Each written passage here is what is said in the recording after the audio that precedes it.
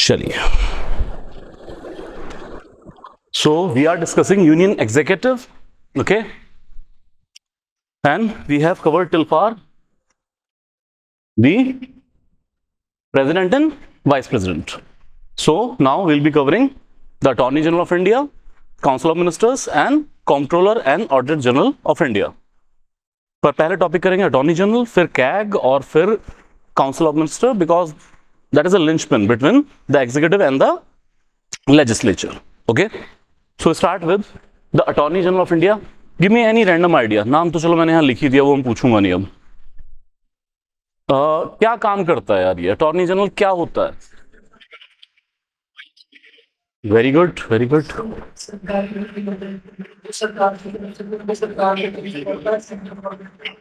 हाँ, समझने का एक अच्छा तरीका क्या है, सरकार ने एक वकील रखा हुआ है. तो गवर्नमेंट ऑफ इंडिया अगर किसी भी केस में एक पार्टी है, गवर्नमेंट ऑफ इंडिया को रिप्रेजेंट करेंगे किसी भी कोर्ट के अंदर अटॉर्नी जनरल साहब. लेकिन थोड़ा सा हम देख लेंगे एक बार यूरोपियन जो ट्रेडिशंस हैं उनसे डिस्कस करके क्या और भी कुछ बेहतर रोल इनका हो सकता है. Give legal advice to government of India and defend. Yes, better expression. Good good, ठीक है. तो देखिए, बहुत लंबा चौड़ा काम नहीं है, कुछ चीजें हैं बस पॉइंट फॉर्म में आप याद रख लीजिएगा और कुछ कंसेप्ट आपको पता लगना चाहिए इनके काम के बारे में. सो फिलहाल करंट अटॉर्नी जनरल हैं श्री आर वेंकटरमणी, 2022 से कंटिन्यू हुए हैं.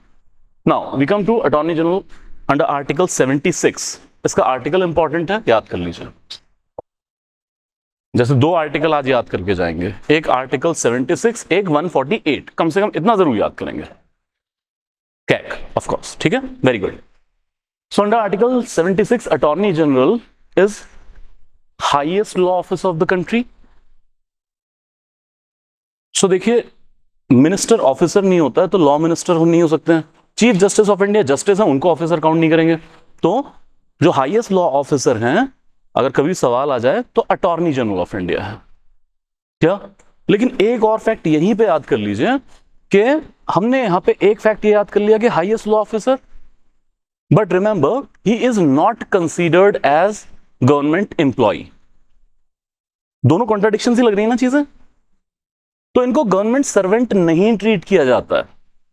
तभी आगे हम देखेंगे पोस्ट पे रहते हुए ये प्राइवेट प्रैक्टिस भी कर सकते हैं क्या. तो जो कन्फ्लिक्चुअस पॉइंट है जो हमें कंफ्यूज कर सकता है एमसीक्यू में, यही कवर कर लीजिए. Highest law officer of the country but he is not considered as government servant. Clear. Then it comes to appointed by the president. तो इलेक्टेड अथॉरिटी तो है नहीं, प्रेसिडेंट की डिस्क्रिप्शन नहीं है साहब, तो कौन करेगा? Council of minister. Totally political post होती है सर. मतलब पॉलिटिकल मतलब सरकार जो भी रूलिंग पार्टी है वो अपने हिसाब से पर्सन को डिसाइड करेगी. मतलब प्रैक्टिकली इसको पॉलिटिकल पोस्ट कहा जाता है. Then qualification is like supreme court जज. तो whatever the qualification of supreme court जज में से, मतलब जैसे मैंने कहा पॉलिटिकल पोस्ट है तो ऐसे कोई आम चलता फिरता आदमी नहीं होगा.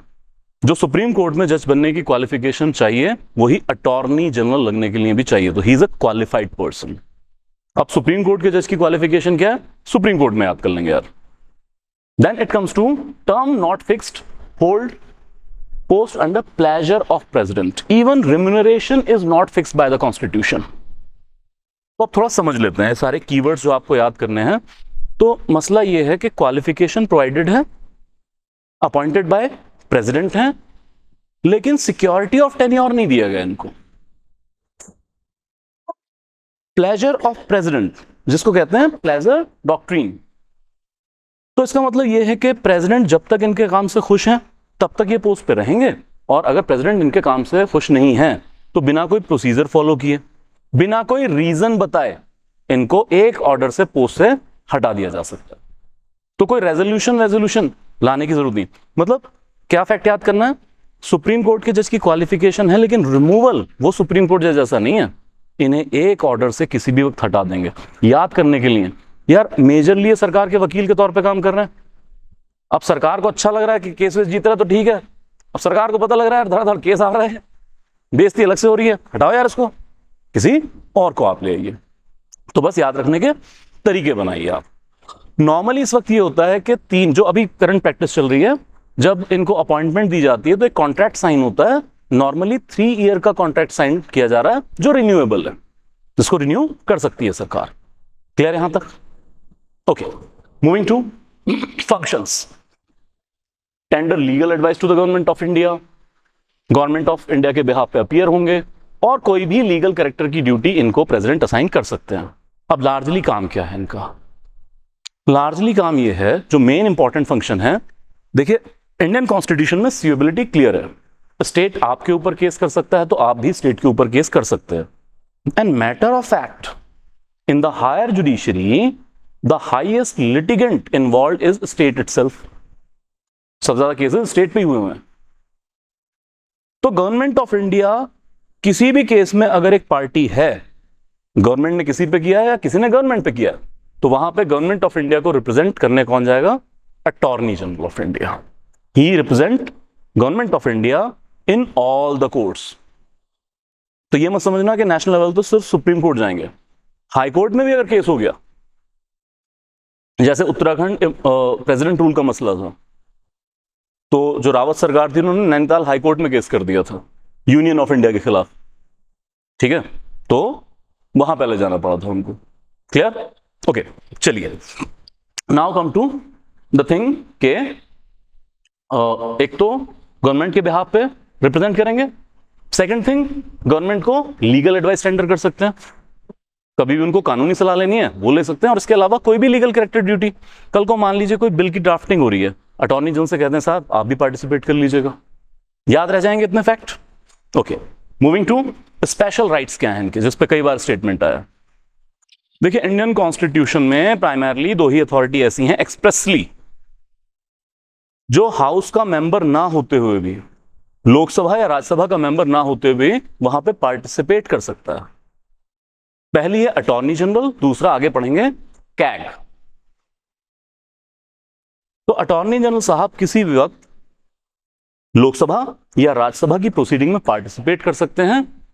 अगर किसी पार्लियामेंट्री कमेटी के मेंबर हो सकते हैं, वहां पे भी पार्टिसिपेट कर सकते हैं. तो पार्लियामेंट्री कमेटी की मीटिंग में भी जा सकते हैं. बट क्योंकि मेंबर नहीं है तो इनके पास राइट टू वोट नहीं होगा, ये वोट नहीं करेंगे. क्लियर? Any doubt?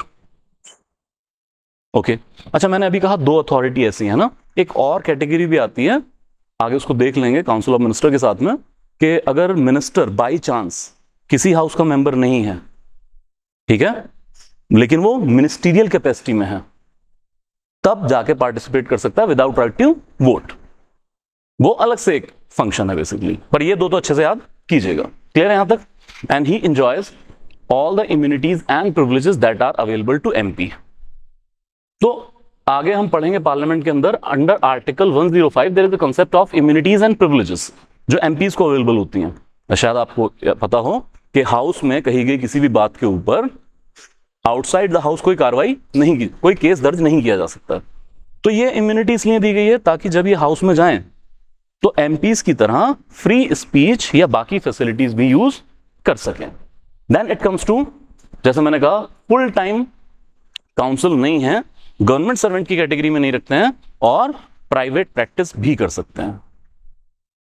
एक तो सरकार के केस लड़ रहे हैं, पहले तो सरकार के केस बहुत हैं, लेकिन अगर किसी प्राइवेट एंटिटी का केस आ जाए तो ये अपने हाथों में ले सकते हैं. प्राइवेट प्रैक्टिस ऑन पोस्ट रहते हुए की जा सकती है. बट कुछ कैविएट है. कैविएट जैसे अगर किसी क्रिमिनल को डिफेंड करना है इन्होंने,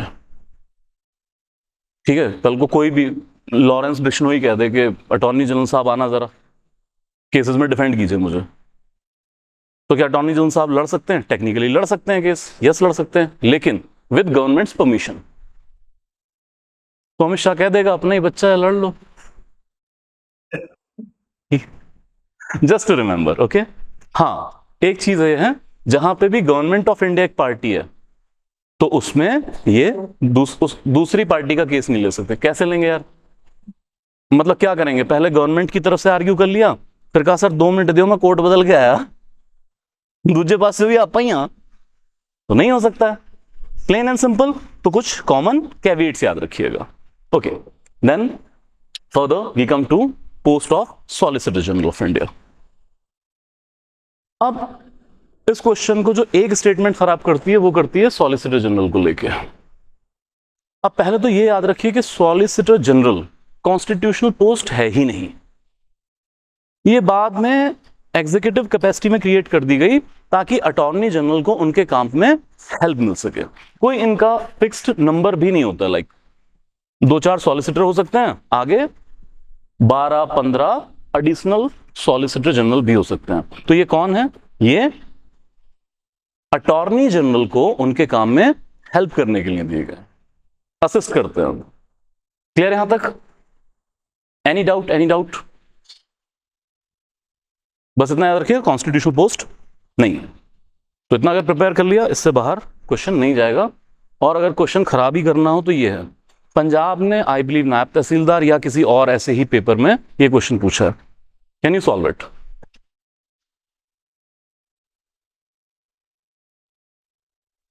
कोई ऑप्शन मतलब ऐसे नहीं है इसमें correct option? Raise your hand, raise your hand, good good good good good, raise your hand.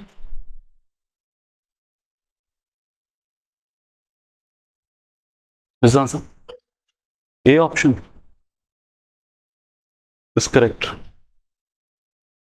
Okay okay okay, कोई चेंज करना चाहेगा आंसर को? क्लियर है? Why not this?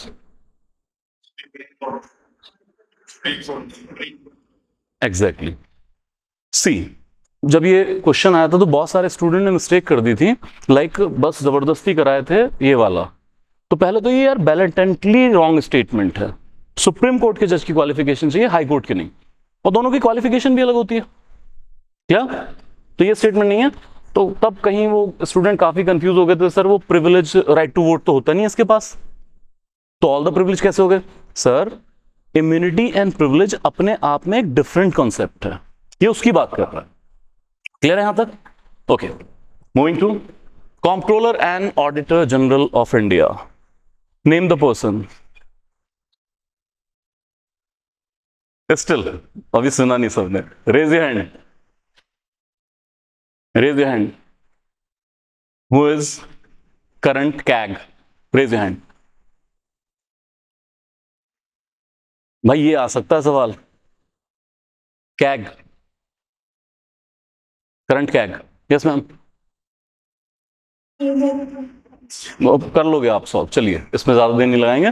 के संजय मूर्ति, 1989 batch, IAS officer. Now let's go. CAG एक बहुत important authority है, mains में भी रिपीटेड क्वेश्चन इसके ऊपर आते रहते हैं, प्री में भी आता रहता है। डॉक्टर अंबेडकर ने कैग अथॉरिटी को इंडियन कॉन्स्टिट्यूशन में सबसे इंपॉर्टेंट अथॉरिटी कहा था। तो सोचिए, उन्होंने पार्लियामेंट या सुप्रीम कोर्ट को सबसे इंपॉर्टेंट नहीं कहा, सबसे इंपॉर्टेंट कहा तो कैग के बारे में। One of the factor, CAG is considered as guardian of public purse. तो कुछ तो छोटे मोटे फैक्ट याद कर लेंगे, जैसे अपॉइंटेड बाय प्रेसिडेंट है, सो अपॉइंटमेंट होती है, इलेक्शन नहीं है। जाहिर सी बात है कौन करेगा? काउंसिल ऑफ मिनिस्टर, मतलब सरकार के आदेश पर होंगे। Then it comes to qualification not provided, generally IAS होते हैं, जैसे अभी भी 1989 बैच के retired IAS. I repeat, option में क्वालिफिकेशन ये मत कर दीजिएगा कॉन्स्टिट्यूशनली प्रोवाइडेड आईएएस, वो किसी पोस्ट के लिए नहीं है।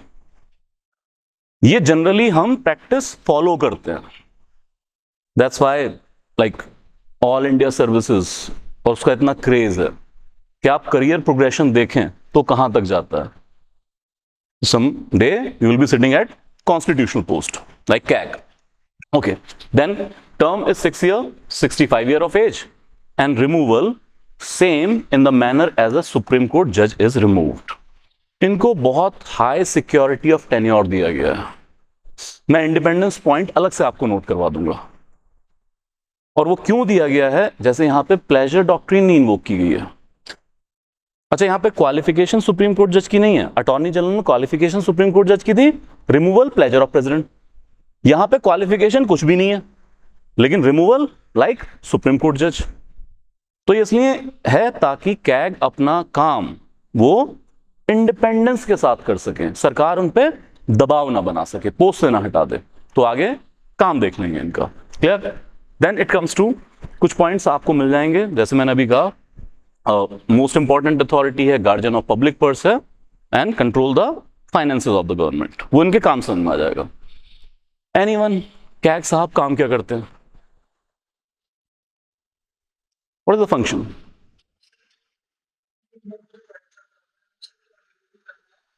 Okay, comptroller is misnomer. Hmm.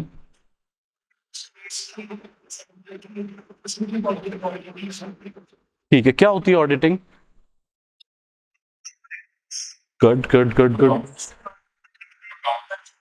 Accounts. ठीक है सर, तो सिंपल समझ रहे हैं इस चीज को। इंडिया में मिनिस्ट्रीज को उनकी एक्सपेंडिचर और उनके इनकम के लिए हम बजट लेके आते हैं, और बजट एक साल का होता है, और ये लैप्सेबल फंड है। सो एक साल का बजट मान लीजिए आ गया, 31 मार्च को क्लोजिंग है, 1 अप्रैल से न्यू फाइनेंशियल ईयर शुरू है हमारे यहां पर। क्लियर? अब ये जो बजट आपने एलोकेट किया है, इसमें हर मिनिस्ट्री को एक्सपेंडिचर के लिए पैसे दिए कि लो नरेगा पे इतने लगा देना, वंदे भारत पे इतने कर देना, डिफेंस पे इतना करना, एजुकेशन पे इतना करना। क्लियर?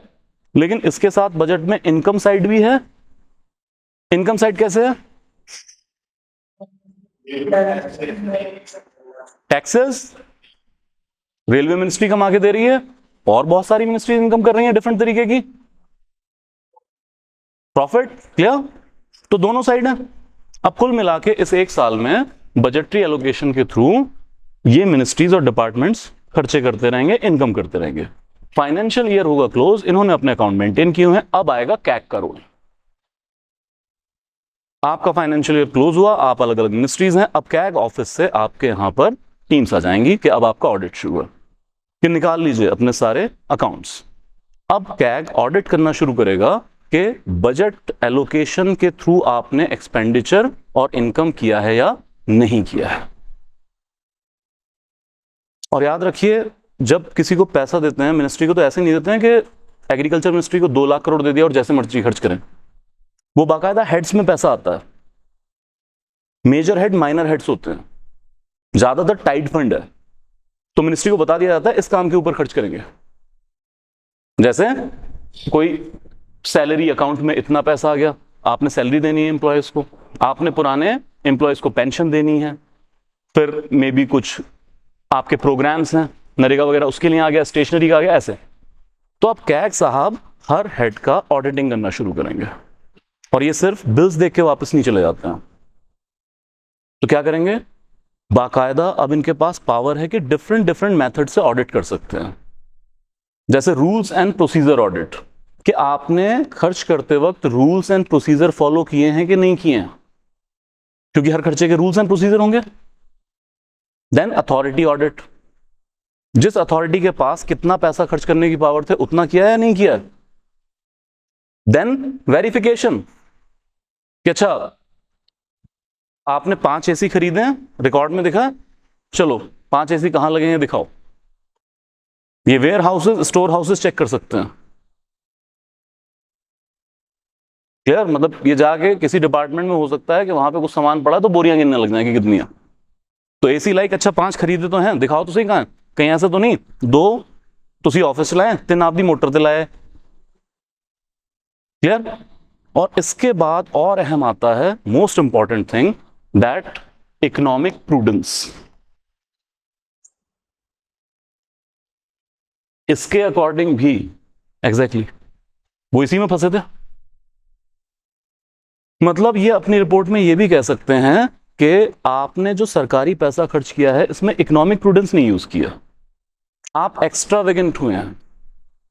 लाइक यही एसी जो आपने हिटाची कंपनी का लिया है, और इसी कैपेसिटी का, इसी क्वालिटी का एसी आपने मान लीजिए 80,000 का लिया है, किसी और कंपनी का इसी क्वालिटी का 60,000 में अवेलेबल था, आपने वो नहीं परचेज किया। आप पब्लिक मनी जाया कर रहे हैं, क्योंकि जो सारा पैसा आपको फंड के थ्रू मिला है ये किसका? पब्लिक मनी है, टैक्स पेयर मनी है भाई ये लार्जली। क्लियर यहां तक? तो इकोनॉमिक प्रूडेंस से भी ऑडिट कर सकते हैं। That's why doctor Ambedkar called it the most important authority, कि अगर कैग की अथॉरिटी अपना काम पूरी डेडिकेशन, पूरी ईमानदारी से करे तो कोई भी गवर्नमेंट डिपार्टमेंट 1 रुपए का भी एम्बेजलमेंट नहीं कर सकते हैं, वो सब रिपोर्ट में आ जाएगा। क्लियर है यहां तक? Operations clear?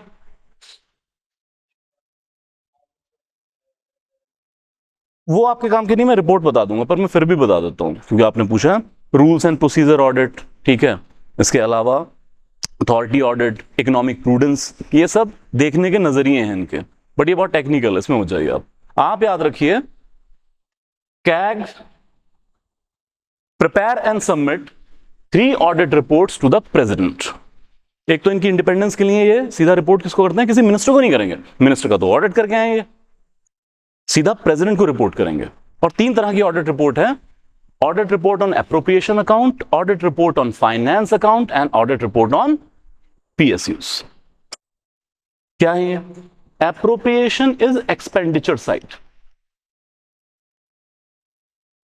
And finance is income side of government. तो हर मिनिस्ट्री की 2 रिपोर्ट तैयार हुई है, हर डिपार्टमेंट की 2 रिपोर्ट तैयार हुई है, उनका खर्चा साइड भी देखा गया और अगर उन्होंने इनकम की है वो भी ऑडिट किया है इन्होंने।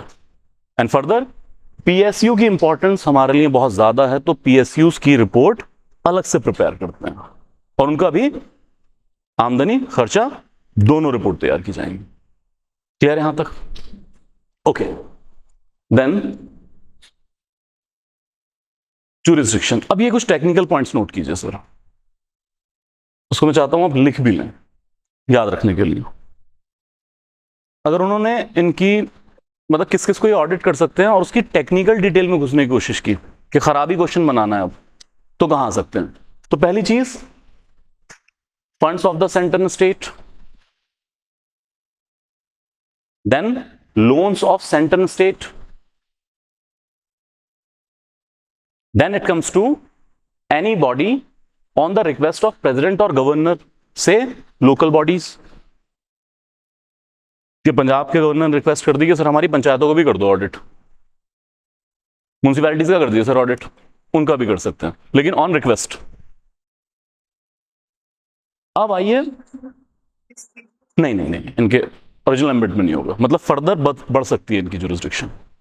अब आइए सबसे इंपॉर्टेंट, जब हम बात कर रहे थे कि पीएसयूज का ऑडिट ये करते हैं, पब्लिक सेक्टर अंडरटेकिंग्स का, और उसकी रिपोर्ट ये अलग से बनाते हैं। अगर ये जनरल स्टेटमेंट आ रही है तो ठीक है, अगर इसकी टेक्निकलिटी में है तो यहां पर कुछ कैटेगरीज हैं, जैसे किस पीएसयू का ऑडिट कर सकते हैं, किसका नहीं। देखिए पीएसयूज गवर्न होते हैं स्पेसिफिक लॉ से, पार्लियामेंट या स्टेट लॉ बनाता है और फिर पीएसयू स्टैब्लिश की जाती है। ज्यादातर पीएसयू स्टैट्यूटरी ऑर्गेनाइजेशन है, तो अब उनके एक्ट में अगर हमने कैग की जुरिस्डिक्शन दे दी तो ठीक है, नहीं दी तो नहीं करेंगे। तो कुल मिलाकर पीएसयू लार्जली बाय कैग, जैसे ओएनजीसी, सेल गेल, उन सब का ऑडिट करते हैं। फिर कुछ पीएसयूज ऐसी हैं जिनका ऑडिट इंडिपेंडेंट ऑडिटर्स करते हैं, appointed by the centre in consultation with CAG. लेकिन ये इंपॉर्टेंट फैक्ट नहीं है, ये वाली एक्सेप्शन याद रखिए, क्योंकि ज्यादातर सवाल बनता है एक्सेप्शन पे, कहां तक, किस हद तक पीएसयू के नाम याद करते फिरेंगे हम। सो याद रखें, आरबीआई, एलआईसी, एसबीआई, एफसीआई, इनका ऑडिट कैग नहीं करेंगे। अब मैं वैसे अगर एक जनरल स्टेटमेंट बनाऊं एमसीक्यू की, पीएसयू का ऑडिट भी कैग करते हैं, हाँ जी करते हैं। पीएसयूज की अलग से रिपोर्ट प्रिपेयर करते हैं, हाँ जी करते हैं। लेकिन क्या कुछ पीएसयूज ऐसी भी हैं जिनका ऑडिट कैग नहीं करते? बिल्कुल है sir. And for example RBI, LIC, SBI, FCI, food corporation of India. तो बस ये वाला याद कर लीजिए, और ज्यादा रट्टा लगाने की जरूरत नहीं है। एक्ट्स हैं, उनकी ऑडिटिंग की अलग व्यवस्था कर देंगे क्या? चलिए, then maintain accounts of states, ये वाला पॉइंट नोट कर लीजिए। सन 1976 से पहले ये सेंटर और स्टेट दोनों के अकाउंट मेंटेन भी करते थे। यहीं पे ये पॉइंट समझिए कि कैग इंडिया में सेंट्रलाइज्ड अथॉरिटी है, इंटीग्रेटेड अथॉरिटी है। जैसे अभी हमने अटॉर्नी जनरल पढ़ा था, तो स्टेट में एडवोकेट जनरल होता है जिसको गवर्नर साहब अपॉइंट करते हैं। लेकिन हम कहें सेंटर का कैग अलग और स्टेट का अलग, ऐसा नहीं है। अच्छा, कैग भी अभी हमें क्या नजर आ रहा है, क्योंकि हमने एक नाम नोट किया तो हमें पर्सन नजर आ रहा है, it's basically an authority, huge number of employees. क्या? तो अगर कहीं आप न्यूज़पेपर में पढ़ लें कि पंजाब के कैग ने रिपोर्ट किया, तो that is basically in charge of Punjab area but comes under the authority of CAG only. तो स्टेट के भी सारे मिनिस्ट्री डिपार्टमेंट का ऑडिट कौन करेंगे? कैग साथ ही करेंगे। क्लियर है यहां तक? और 1976 से पहले अकाउंट मेंटेनेंस भी इनके पास था, लेकिन 1976 में सेंटर के लिए कंट्रोलर जनरल ऑफ इंडिया की एक नई पोस्ट क्रिएट कर दी। तो अब सेंटर के अकाउंट मेंटेनेंस की जिम्मेवारी है कंट्रोलर जनरल ऑफ इंडिया के पास, लेकिन स्टेट के लिए क्योंकि ऐसी पोस्ट क्रिएट नहीं की गई है, तो स्टेट के अकाउंट अभी भी कौन मैनेज कर रहा है या मेंटेन कौन कर रहा है? वो क्या कर रहा है? यार अकाउंट मेंटेनेंस क्या होता है? हर मिनिस्ट्री डिपार्टमेंट को अपने अकाउंट मेंटेन करने, लेकिन अकाउंट्स किस फॉर्मेट में मेंटेन किए जाएंगे? कोई है यहां कॉमर्स बैकग्राउंड से? तो कुछ होता है ऐसा accrual based accounting, cash based accounting, ठीक है, एंट्रीज वाला सारा सिस्टम, हेड्स माइनर कौन से होने चाहिए, मेजर कौन से होने चाहिए, तो डिफरेंट टेक्निक्स हो सकती हैं। तो पहले कैग ही बताते थे हर मिनिस्ट्री, हर डिपार्टमेंट को, सेंटर के भी स्टेट को, आपके अकाउंट की मेंटेनेंस आपने कैसे करनी है। 1976 के बाद सेंटर के लिए एक अलग पोस्ट आ गई, CGI, controller general of India. States के लिए क्यों नहीं आई है? इसीलिए अभी भी कैग स्टेट्स के अकाउंट मेंटेन कर रहे हैं। अब ये भी थोड़ा उल्टा लग रहा है, शायद हमें ये फीलिंग आए कि यार सेंटर के अकाउंट यही मेंटेन करते होंगे, स्टेट अपने खुद कर लेते होंगे। उल्टा है, स्टेट्स के अकाउंट कैग मेंटेन कर रहे हैं और सेंटर के लिए अलग से पोस्ट है। तो बस ये टेक्निकल से पॉइंट है, याद रख लीजिएगा। ओके, मूविंग टू, ठीक है, हो गया। चलिए अगेन स्पेशल राइट, जैसे मैंने पहले ही कहा कि दो अथॉरिटीज याद कीजिए, अटॉर्नी जनरल एंड कैग। तो कैग भी हाउसेस का मेंबर ना होते हुए भी दोनों हाउस की प्रोसीडिंग में जाके पार्टिसिपेट कर सकते हैं, but without right to vote. Vote नहीं करेंगे क्योंकि मेंबर नहीं है, और पार्लियामेंट्री कमेटीज के अंदर भी पार्टिसिपेट कर सकते हैं। So much so that CAG is considered as friend, philosopher and guide of कौन सी कमेटी का फ्रेंड, फिलोसोफर, गाइड कहा जाता है? Public accounts committee. तो जब पीएससी पढ़ेंगे वहां पे कैग का रोल भी देख लेंगे। क्लियर है यहां तक? And rest it is all immunities and privileges, MP वाली ये भी एंजॉय करते हैं। Any doubt about CAG? None? Lastly independent authority. तो एक सवाल ये भी बन सकता है कि कैग को इंडिपेंडेंस प्रोवाइड करने के लिए क्या क्या प्रोविजन है? तो यहां से स्टेटमेंट आ सकती है, तो पॉइंट फॉर्म में याद करेंगे। सबसे पहले हाई सिक्योरिटी ऑफ टेन्योर है। How come? 6 ईयर और 65 year of age, whichever is earlier, term ही फिक्स कर दिया। और ऊपर से रिमूवल कैसे होगा? सुप्रीम कोर्ट के जज की तरह, जो नियर इम्पॉसिबल काम है। अब देखते हैं वर्मा साहब का क्या होता है, शायद पॉसिबल हो जाए। बहुत टफ प्रोसीजर दिया गया ताकि सरकार ऐसा ना हो कि कैग के काम से खुश नहीं है तो एक ऑर्डर से निकाल दे। देन इट कम्स टू किसी फर्दर गवर्नमेंट जॉब के लिए एलिजिबल नहीं है। केड़ी मैं कंडे खुद बीजदा, मैं बोले नहीं वर्मा, तुझे भूल जाओ। जुडिशरी पढ़ेंगे, रिमूवल ऑफ जजेस पढ़ेंगे, तब जस्टिस यशवंत वर्मा केस भी डिस्कस कर लेंगे। मैं जस्टिस यशवंत वर्मा, डेफिनेटली आपने सुना है, ठीक है, दिल्ली हाई कोर्ट के जज जिसके घर पे ऐसी चिल्लर सी रकम जली वली मिल गई, लोगों को आग लग गई, फालतू बात, क्या है वो, पीनट्स, ठीक है। तो उसको लेके क्योंकि इन हाउस कमेटी की रिपोर्ट आ गई है, उन्होंने जो है रिमूवल के लिए प्रेसिडेंट को जो है सलाह दे दी है, तो वो सारा चीज वहां देख लेंगे उसको, ठीक है। चलिए, देन रिटायरमेंट के बाद किसी भी फर्दर ऑफिस के लिए एलिजिबल नहीं है। मतलब एक बार अगर कोई कैग अपॉइंट हो गया, उसका सरकारी करियर खत्म है, अब उनको यूनियन या स्टेट के अंदर कोई पोस्ट ऑफर नहीं की जा सकती है। किस लिए सर?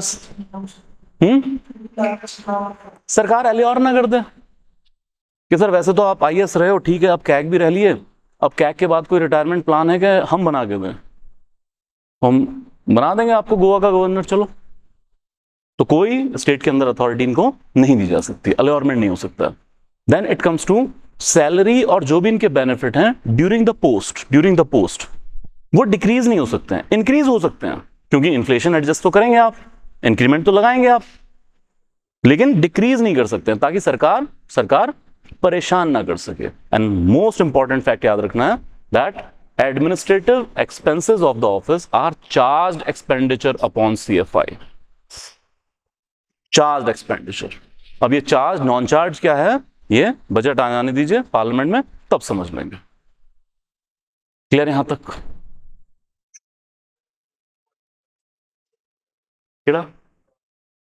आपको कैग, पहले आप आईएएस रहे, फिर आप कैग लग गए, ठीक है, इसके बाद भी तो सरकार आपको कोई अपॉइंटमेंट दे सकती है, सरकार के अंदर कहीं पर अपॉइंट कर ही सकती है, लोकपाल तो बना सकती है, यस और नो? तो बस सरकार, अब अच्छा देखो यार, इंडिपेंडेंस क्यों जरूरी है कैग के लिए? कैग के लिए इंडिपेंडेंस इसलिए जरूरी है, आपको नहीं लग रहा कैग का सारा काम ही ये है कि सरकारों का कच्चा चिट्ठा खोलना है जाके? एक तरफ से हाँ बिल्कुल सरकार के खिलाफ ही काम कर रहे हैं। तो remember the tenure of Vinod राय।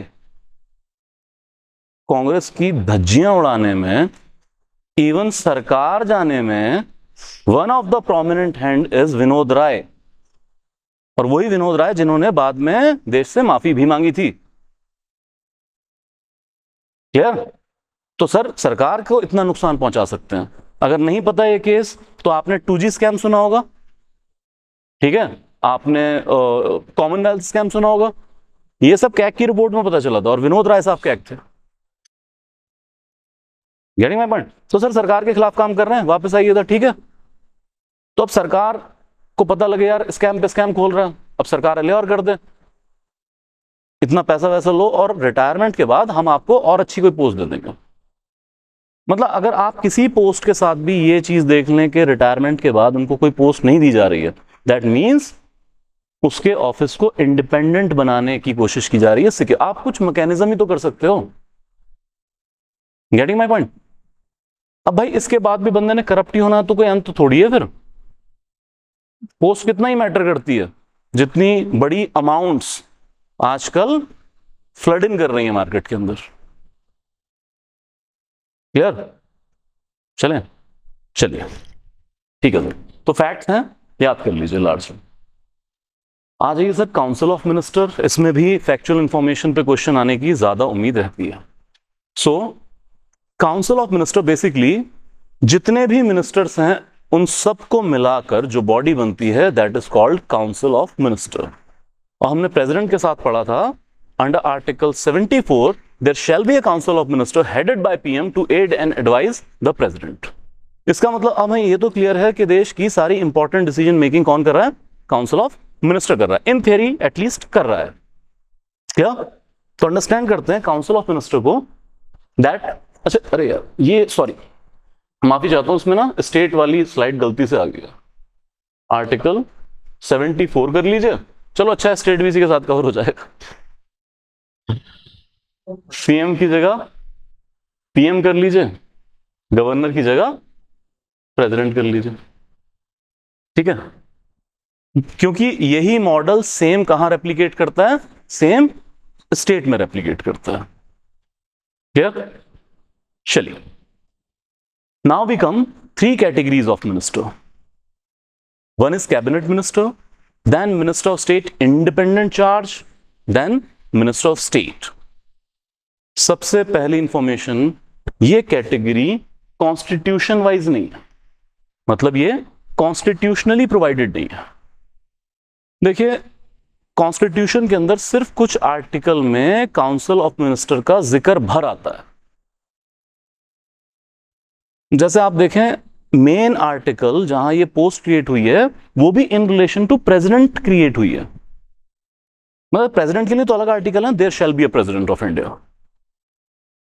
ये काउंसिल ऑफ मिनिस्टर क्रिएट किया हमने आर्टिकल 74 में, there shall be a council of minister headed by PM to aid and advise the president. President के इन रिलेशन आप क्रिएट कर रहे हैं, तो कोई बहुत ज्यादा डेडिकेटेड आर्टिकल नहीं है, बस ये एक डेडिकेटेड आर्टिकल है और बाकी जगह थोड़ा थोड़ा जिक्र मिलता है। और मजे की बात तो ये कि पूरे कॉन्स्टिट्यूशन में कैबिनेट वर्ड तो कहीं यूज ही नहीं है एक्सेप्ट वन। ओरिजिनल कॉन्स्टिट्यूशन में कहीं कैबिनेट वर्ड यूज नहीं हुआ था, और अब सिर्फ under article 352 that is related to national emergency कि कैबिनेट की रिटन एडवाइस पे प्रेसिडेंट नेशनल इमरजेंसी प्रोक्लेम करेंगे। तो ये वर्ड भी कब आ रहा है? 44th अमेंडमेंट 1978 के थ्रू आ रहा है।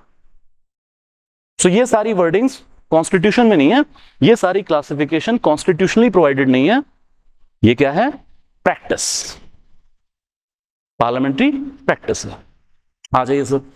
तो सिंपल समझ लीजिए, क्या आप बने पीएम, अब आपने देखा ये कि यार देश में कुछ काम तो बहुत इंपॉर्टेंट है, उसमें एक सीनियर मिनिस्टर की जरूरत पड़ेगी, उसको ज्यादा रिसोर्स एलोकेशन करना पड़ेगा, इन टर्म्स ऑफ ह्यूमन रिसोर्स भी उसको ज्यादा देना पड़ेगा और फाइनेंशियल रिसोर्सेज भी ज्यादा, और उसकी डिसीजन मेकिंग कैपेसिटी भी ज्यादा होने वाली है।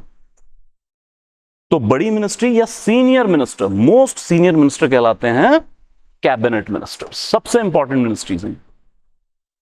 फिर आपने देखा कि यार कुछ काम ऐसे हैं जो इतने इंपॉर्टेंट नहीं है कि इतना रिसोर्स एलोकेशन, इतना डिसीजन मेकिंग कैपेसिटी उनको दी जाए, लेकिन इतने अनइंपॉर्टेंट भी नहीं है कि आप उसको कहीं किसी डिपार्टमेंट बना दें एक मिनिस्ट्री के अंडर। तो आप क्रिएट करते हैं एक छोटी ministry, minister of state independent charge. Why independent? Because they do not come under any cabinet minister, ये इंडिपेंडेंटली काम करेंगे, but as compare to cabinet less important ministries. एक बार स्पोर्ट्स कर देते हैं, स्किल कर देते हैं, लॉ एंड जस्टिस कर देंगे, पहले कल्चर मिनिस्ट्री हुआ करती थी। Clear? Okay. Then comes minister of state. अब यार एमओएस यहां पे भी यूज किया, एमओएस यहां पे भी, लेकिन इंडिपेंडेंट चार्ज नहीं लगाया इसके साथ। तो इन्हीं को पहले कभी कहा जाता था डेप्यूटी मिनिस्टर, लेकिन अब हमने बस ये नॉमेनक्लेचर यूज करना छोड़ दिया, काम इनका अभी भी वही है। तो ये जो एमओएस होते हैं ये किसी कैबिनेट मिनिस्ट्री में, या कई बार एमओएस में भी, इंडिपेंडेंट में भी लगा सकते हैं, लेकिन लार्जली आप समझ के लें कैबिनेट मिनिस्ट्री के अंदर अपॉइंट किए जाएंगे। मैंने भी थोड़ी देर पहले कहा कि कैबिनेट मिनिस्टर को ज्यादा रिसोर्स एलोकेशन की जरूरत है in terms of human resource as well.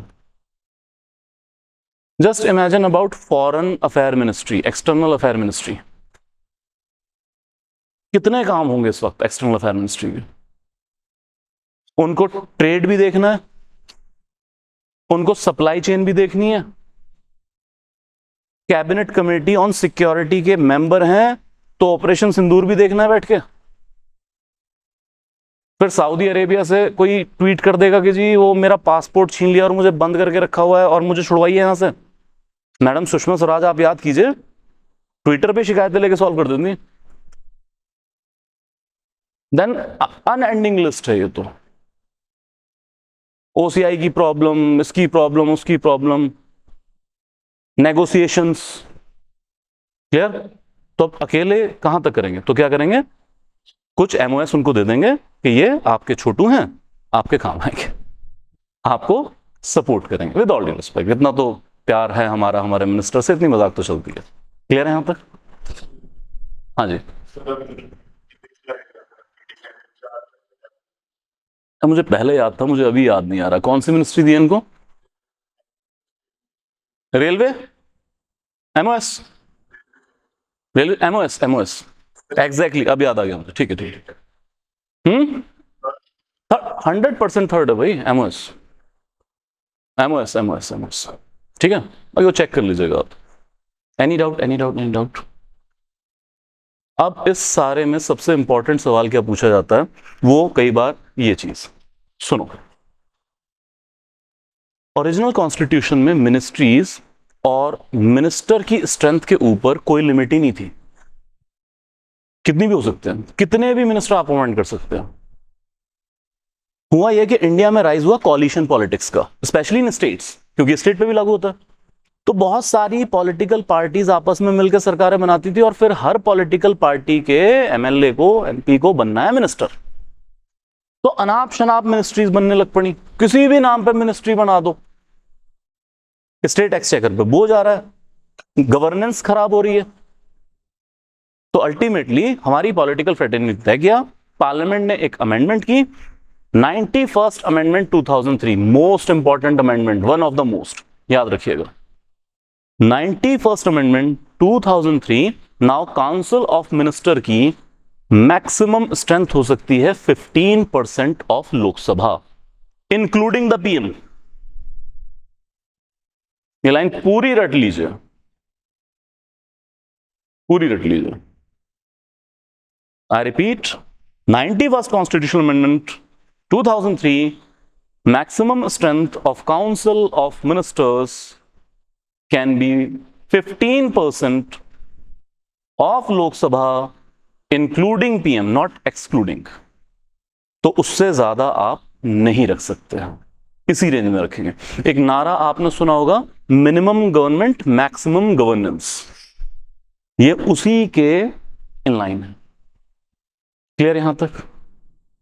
Any doubt? और ये जो सेम आपने चीज पढ़ी है, ये सेम लागू होती है स्टेट्स के भी ऊपर, बस अथॉरिटीज चेंज हो जाती हैं। अच्छा, क्या स्टेट में भी इस तरह का कैटेगराइजेशन है? है सर, स्टेट में भी कैटेगराइजेशन। हाँ जी, हाँ जी, ये भी लागू होती है। 15% ऑफ लेजिस्लेटिव असेंबली। अगर यही कंप्लीट करना तो बस याद रखिएगा, दिल्ली और जेएनके में ये 15% की शर्त कितनी है? 10%। 10%। Delhi and JNK 10%। चलिए, कुछ और इंपॉर्टेंट फैक्ट आर्टिकल 75 से कवर करते हैं। कंसेप्ट समझ लेते हैं, फैक्ट समझ लेते हैं। जैसे PM shall be appointed by the president and other council of ministers shall be appointed by the president on the advice of council of ministers। लेकिन एक चीज याद रखिएगा, बड़ा इंटरेस्टिंग है कि कॉन्स्टिट्यूशन में बहुत सारी अथॉरिटी पे डिटेल्ड डिस्कशंस हैं, प्रोविजंस हैं, और इस देश में जो एक बहुत इंपॉर्टेंट अथॉरिटी है प्राइम मिनिस्टर, उसके बारे में यार कोई बात ही नहीं हो रही। No dedicated article at all. सबसे स्ट्रॉन्ग जिक्र कहां है? There shall be a council of minister headed by PM, बात खत्म। प्रेसिडेंट का पूरा एक चैप्टर बना डाला आपने, पीएम का हेयर एंड देयर रेफरेंस, बात खत्म। और ये भी पूरे कॉन्स्टिट्यूशन में कहीं डिफाइंड नहीं है कि पीएम का इलेक्शन होगा कैसे। सिर्फ 75 में लिख दिया, PM will be appointed by the president and other minister on the advice of PM itself. कहीं इलेक्शन का भी जिक्र नहीं है। आपने प्रेसिडेंट के इलेक्शन को कितने डिटेल में समझा? सिंगल लाइन नहीं है पीएम के इलेक्शन के बारे में सर। Getting my point? तो ये सब कैसे चलता है? कन्वेंशंस, प्रैक्टिस, क्योंकि सेटल्ड है। तो आपने ये याद जरूर कर लेना, लेकिन हमें पता है कि पीएम डिस्क्रिशन पे अपॉइंट नहीं होते हैं, ठीक है? इलेक्शन होगा, जो भी लार्जेस्ट या फिर मैं कहूं रूलिंग पार्टी है या रूलिंग कॉलिशन है, उसके एमपी, मतलब आप अगर देखें तो हमारे यहां पीएम का इलेक्शन इनडायरेक्ट है। पीएम का इलेक्शन डायरेक्ट नहीं है हमारे यहां। ये तो पीछे हुआ क्या है ना कि हमारा इलेक्शन सिस्टम थोड़ा प्रेसिडेंशियलाइज्ड होता चला जा रहा है, कि एक कैंडिडेट प्रपोज कर दिया जाता है इलेक्शन से पहले ही कि ये हमारा चेहरा होगा, मोदी के नाम पे हम लड़ेंगे, और सारा सिस्टम क्या कि इसको पीएम बनाना है। ये सिस्टम प्रेसिडेंशियलाइज्ड है, वहां पे एक चेहरा अनाउंस होता है, हमारे यहां नहीं होता। तो हमारे यहां अगर आप देखें, पीएम सीएम दोनों के लिए बात लागू है। एमपीज इलेक्शन लड़ेंगे, जो पॉलिटिकल पार्टी या कोalition जीतेगा, फिर उनके जितने भी लेजिस्लेटर हैं, जिसको पार्लियामेंट्री बोर्ड कहते हैं, उनकी मीटिंग होगी, और फिर अपने में से वो अपना लीडर चुनेंगे, और प्रेसिडेंट उनको इन्वाइट करेंगे टू टेक द ओथ, और फिर पीएम के कहने पे बाकी मिनिस्टर अपॉइंट किए जाएंगे। चाहे सिग्निफिकेंट था या नहीं था, इस बार 2024 में लोकसभा इलेक्शन के बाद पार्लियामेंट्री बोर्ड की मीटिंग बुलाई गई थी, क्योंकि इस बार कोalition की भी तो जरूरत है। तो नीतीश बाबू गए थे, नायडू बाबू गए थे वहां पर, और सबने सर्वसम्मति के साथ एक फॉर्मल तरीके से उनको लीडर चुना है। Clear? Okay, then it comes to, इसी के साथ याद रखिएगा that PM is the captain of the ship, PM is the captain of the team. तो पीएम ही डिसाइड करेगा कि कब तक कोई मिनिस्ट्री में रहेगा, कब नहीं रहेगा, कब किसी मिनिस्टर की पोस्ट चेंज कर देना। लेकिन हां, ये सब ऑर्डर किसके नाम पे एग्जीक्यूट होगा? प्रेसिडेंट के नाम। Okay, then we move to oath किससे लेंगे सारे मिनिस्टर्स? प्रेसिडेंट से। And they hold office during the pleasure of president, ये भी याद रखिएगा। लेकिन यहां पे भी ये पर्सनल प्लेजर नहीं है प्रेसिडेंट का। किसका है प्लेजर? प्राइम मिनिस्टर का। जब हम बात कर रहे हैं कि मिनिस्टर अपनी पोस्ट पे कब तक रहेंगे, ये प्लेजर है अकेले पीएम का। PM will choose his team as per practices. PM के एडवाइस पे कभी भी किसी को मिनिस्टरशिप से हटाया जा सकता है। क्लियर? आपको पता है ना, prime minister collapses, government collapses. In case of resign by the Prime Minister, entire Council of Ministers will collapse. In case of death of Prime Minister or CM, entire Council of Ministers collapse. जब madam Indira Gandhi का assassination हुआ और within days Rajiv Gandhi PM बनाए गए, तो सिर्फ PM की death हुई थी तो सिर्फ राजीव गांधी ओथ ले लेते, बाकी काउंसिल ऑफ मिनिस्टर वैसे रहता। But technically if PM dies, Council of Ministers collapses. तो entire council of minister collapse, दोबारा से सबने ओथ ली थी, दोबारा सरकार की फॉर्मेशन हुई, चाहे सरकार कांग्रेस की बनी, टेक्निकली collapse कर जाएगी सरकार। तभी हम पढ़ते हैं that he is the keystone in the arch of council of ministers. चलिए, then collective responsibility and individual responsibility. What is the collective responsibility? दो तीन तरीके से समझिए कलेक्टिव रिस्पॉन्सिबिलिटी को। एक तो यार council of minister is a team, okay? तो जब भी ये डिसीजन लेंगे तो कलेक्टिव होना चाहिए वो डिसीजन। तो एक तो ये रूल है, इसके पीछे की कन्वेंशन ये है कि मान लीजिए हम ही काउंसिल ऑफ मिनिस्टर हैं सारे के सारे, अब हम किसी चीज के ऊपर डिसीजन ले रहे हैं और आप में से कोई भी उस डिसीजन से सहमत नहीं है कि नहीं यार आई डोंट अग्री, तो या तो हम बातचीत के थ्रू आपको अग्री कर लें या आप अग्री हो जाएं। लेकिन अगर फाइनली आप अग्री नहीं होते हैं, you have to resign, you have to go out, ताकि कल के सरकार के डिसीजन में ब्लेम गेम ना आ जाए कि असं तो पहले नहीं किया, डिमोनेटाइजेशन गलत है, वही करी जाता सीगा। वो नहीं होना चाहिए, एकजुट दिखनी चाहिए सरकार। और दूसरा कलेक्टिव रिस्पॉन्सिबिलिटी का फॉर्मूला ये कि if no confidence motion is passed in the Lok Sabha, then entire council of minister will resign. सबको इकट्ठे ही रिजाइन करना पड़ेगा। कोई राज्यसभा में बैठा है, मान लो मिनिस्टर निर्मला सीतारमन मैम, अब वो कहेंगे नो कॉन्फिडेंस मोशन तो लोकसभा में पास हुआ है, लोकसभा वाले मिनिस्टर रिजाइन करेंगे, राज्यसभा वाले नहीं करेंगे। Sorry ma'am, if no confidence motion is passed, entire council of minister will resign. सरकार गई। हाँ जी,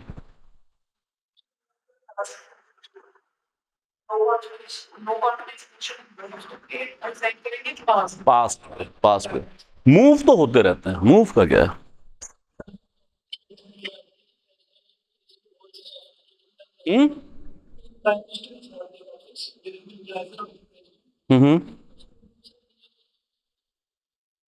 क्या चीज?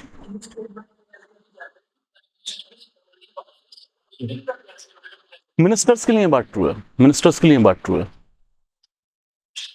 प्राइम मिनिस्टर के लिए शेकी है। ठीक है, मतलब फिर वो सब्जेक्टिव नोशन में चेंज हो जाएगा क्या? बट हाँ फैक्चुअली करेक्ट होगी, क्योंकि लिखा हुआ है कॉन्स्टिट्यूशन के अंदर प्लेजर ऑफ प्रेसिडेंट। बट उसके साथ हाँ जी बट उसके साथ प्रोसीजर जुड़ा हुआ है। देखिए एक चीज याद रखिएगा, प्लेजर ऑफ प्रेसिडेंट को इतना प्योर सेंस में मत लीजिएगा। जब प्लेजर ऑफ प्रेसिडेंट अब कॉन्स्टिट्यूशन में कई जगह यूज हुआ है, इट इज लाइक एजी का रिमूवल, गवर्नर का रिमूवल, ये प्योर टाइप है, यहां सपोर्टेड बाय सम प्रोसीजर है। और फिर यही प्लेजर ऑफ प्रेसिडेंट लिखा हुआ है गवर्नमेंट सर्वेंट के बारे में, ऑल इंडिया सर्विस के बारे में। all the government servants at center holds office under pleasure of president and in state at the pleasure of governor. लेकिन फिर 311 में प्रोटेक्शन भी तो दे दी, तो प्लेजर ऑफ प्रेसिडेंट सब जगह एक जैसा नहीं है, डिफरेंट है। तो जहां लिखा हुआ है फैक्ट के तौर पे समझ लें आप, प्रैक्टिकल सेंस चेंज हो जाएगा उसका।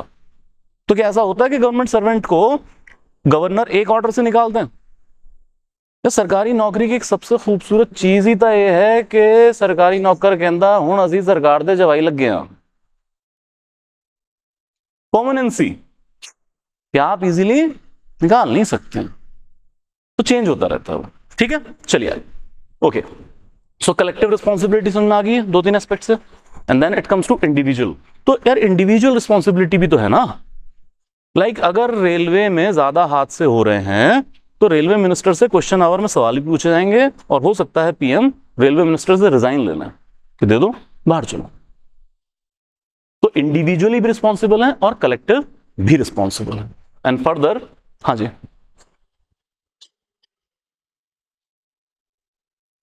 काउंसिल ऑफ मिनिस्टर्स, देखो एमपीज की तो है, यस मिनिस्टर्स भी, बट रेस्ट टू चेक एक बार चेक कर लीजिएगा, मैं ही बता दूंगा आपको। एमपीज की तो है, क्लियर, मिनिस्टर्स भी है मेरे ख्याल से। चलिए यहां तक clear. Then you come to role as executive and legislature. See यहां पे एक चीज समझते हैं, प्रेसिडेंशियल फॉर्म ऑफ गवर्नमेंट है स्ट्रिक्ट सेपरेशन ऑफ पावर के ऊपर, आगे चलिए पार्लियामेंट में उसको और डिस्कस कर लेंगे। प्रेसिडेंशियल सिस्टम में एग्जीक्यूटिव मंत्री लेजिस्लेचर का पार्ट नहीं होते हैं, उनकी इलेक्शन ही अलग अलग है। लेकिन पार्लियामेंट्री फॉर्म ऑफ गवर्नमेंट के अंदर ministers are drawn from the legislature only, clear. तो फिर काउंसिल ऑफ मिनिस्टर का each minister they rather act as executive as legislative. मैं कहना यह चाहता हूं कि माननीय अमित शाह जब तक हाउस में बैठ के किसी बिल के ऊपर डिबेट और वोट कर रहे हैं वो लेजिस्लेटर है,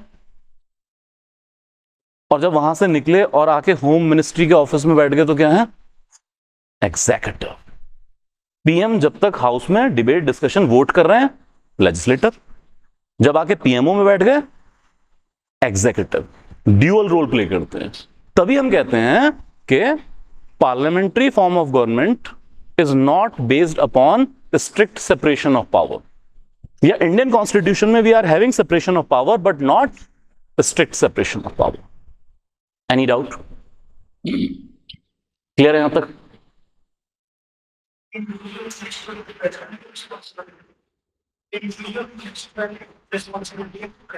नहीं, prime minister he is head, उसको रिपोर्ट करेंगे। क्या आ जाइए सर एक और चीज पे, ये अब तक हमने कवर नहीं किया। मैंने कई बार ये रेफरेंस दिया कि मैं लार्जली कह के उसको संभाल पाऊं या कुछ, जैसे अभी भी कहा था कि largely drawn from the legislature. So parliamentary form of government में जैसे मैंने अभी कहा कि लेजिस्लेचर से एग्जीक्यूटिव ड्रॉ किया जाता है, मिनिस्टर कौन बनेंगे, एमपी बनेंगे सेंटर में, ठीक है। बस एक क्लॉज है आर्टिकल 75 के अंदर कि कोई पर्सन अगर मेंबर ऑफ पार्लियामेंट नहीं है तो भी वो 6 महीने तक मिनिस्टर रह सकता है, लेकिन 6 महीने के बाद भी अगर वो लेजिस्लेटर नहीं बनता है, वो राज्यसभा या लोकसभा का मेंबर नहीं बनता है, देन ही और शी हैव टू रिजाइन। तो लोकसभा राज्यसभा का एमपी ना बने भी कितने टाइम तक कोई मिनिस्टर रह सकता है, 6 मंथ क्लॉज, बस याद रखिएगा। तो इसी से कैसे स्टेटमेंट पूछा, क्या किसी नॉन लेजिस्लेटर को मिनिस्टर बनाया जा सकता है? क्या किसी नॉन लेजिस्लेटर को पीएम बनाया जा सकता है? वेट अ मिनट, अच्छा वो नायक देख के आए हो लगता है, उसमें यही तो था कि ये जो विधानसभा में बकवास करके आए हैं इसका कानून में कोई प्रोविजन है कि नहीं, बताओ।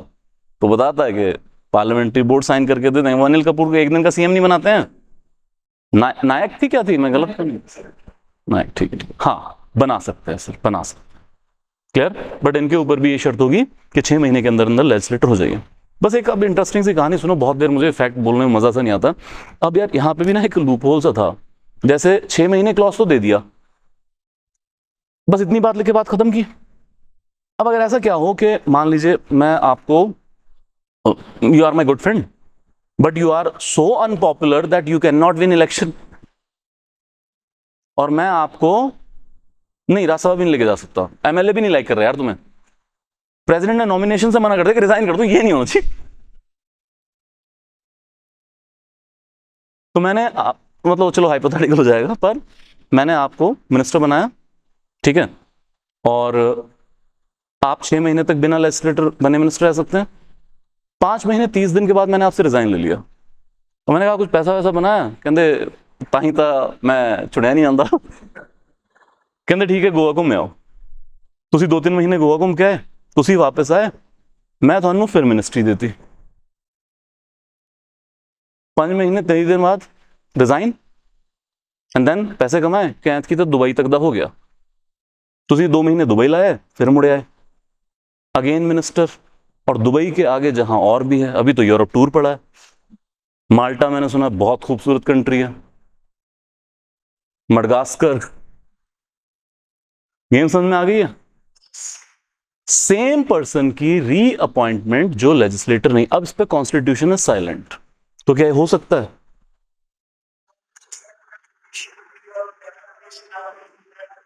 डेमोक्रेसी नाम की चीज, शुगर चिड़िया नहीं का, तभी नहीं चुने जा रहे थे तुम, कहीं लोग की वोट नहीं सी करते।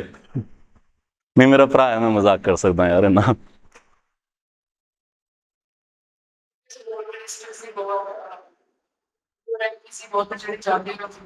हाँ वो देखो ਹੁਣ ਤਾਂ ਆਪਾਂ ਪ੍ਰੈਕਟੀਕਲ ਪੋਲਿਟਿਕਸ ਚਲੇ ਗਏ ਯਾਰ, ਇਹ ਹੋ ਗਿਆ ਸੀ ਤੇ ਇਹ ਕ੍ਰਾਂਤੀ ਵੀ ਪੰਜਾਬ 'ਚ ਹੀ ਹੋਈ ਸੀਗੀ।